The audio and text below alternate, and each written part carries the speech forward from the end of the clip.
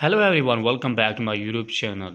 If you're new here, don't forget to subscribe and hit the bell icon so you never miss update. Let's get start the video without wasting your time.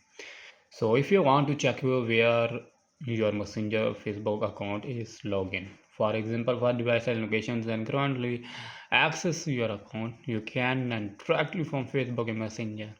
So here's how fix this method and follow them.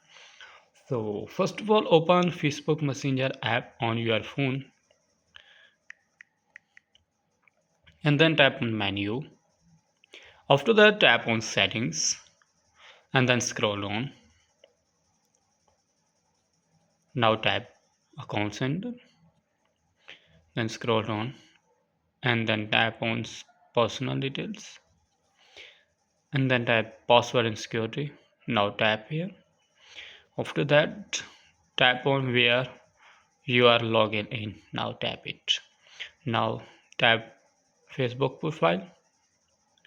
Now we can see is check your account where in logins. So if you want to uh, log out your account and other phones, now tap on selected device and log out and select all devices and select log out. Click on log out. After your account log out and other devices and log in your phone, so back home screen. Again open messenger and check your login your account.